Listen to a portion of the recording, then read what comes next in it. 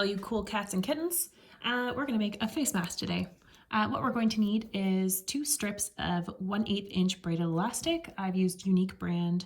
I bought this on fabricville.com or .ca. They are currently sold out. You might need to find it somewhere else, or you can repurpose some hair elastics or something. The other thing I'm using is some thread. I'm using some heavy duty thread. You can use any kind of thread you want. I've got a bunch of junky thread once this runs out. You need some pins to pin your stuff in place.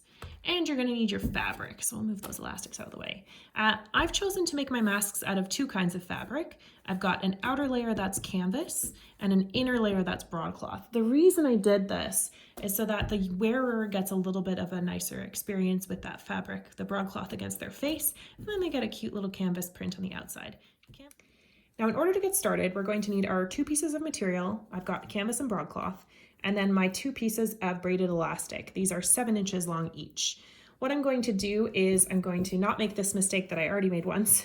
I'm going to flip my canvas piece pattern up and then place my broadcloth on top. We are going to use 4 pins to pin the corners of our fabric and pin in the elastics into those corners. Let me show you.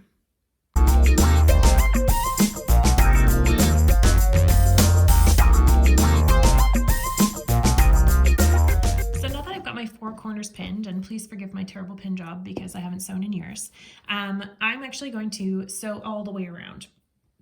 Now, as you can see, I put my elastic so that it curves on the inside. That's because we're going to turn this entire piece inside out after. So I'm going to start on one side, but I'm not going to start in the middle, and I'm not going to start at the top. I'm going to start a little bit low here, maybe on the bottom third. And I'm going to sew down, around, and back to the top third. So I have about 1/3 left in the middle here that's open, and I need that to be open so I can flip my fabric inside out. Sometimes when I'm sewing, depending on how well I catch the elastic, I might do a back stitch or 2 just to anchor it in.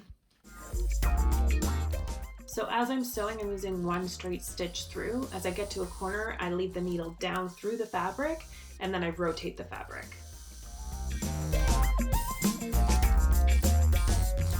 So now you can see I've got my square. I have sewn all the way around, and I've skipped about 1/3 of one section on the corner here. You might have noticed that as I went around, I did a couple of back stitches on the corners of my elastic just to ensure that they stay in place.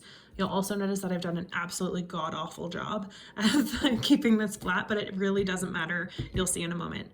Now what we're going to do is turn this inside out. So now we have our nice square with our anchored elastics on either corner. And what we're going to do, all we need to do now is do our pleats.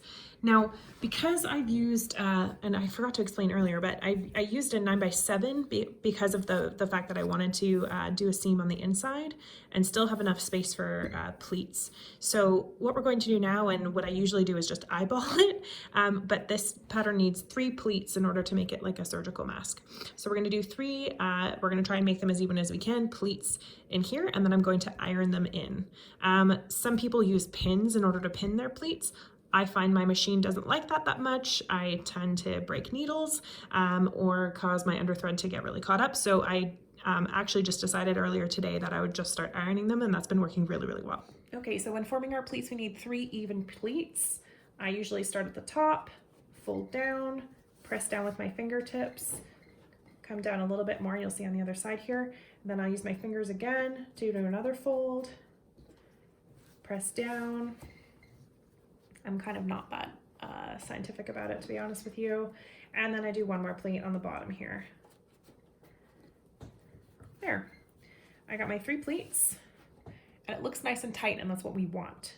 So some people will pin, like I said. I find that this is way too much fabric for my poor machine to try and churn through, even though it's heavy duty. But what we've got is our nice little pleats here, and I'm going to now iron those in.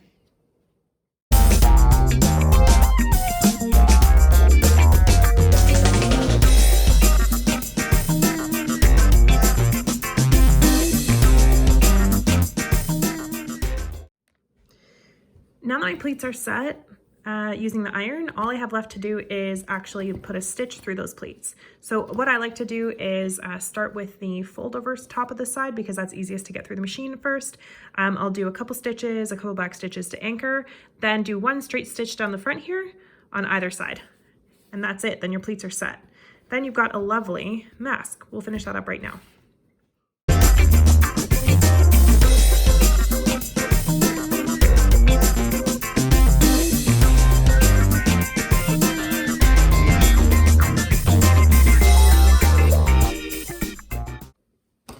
Okay, I've done my 2 stitches and I have trimmed my excess thread, and now my little mask is finished.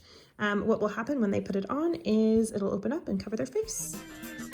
Thanks so much for watching, and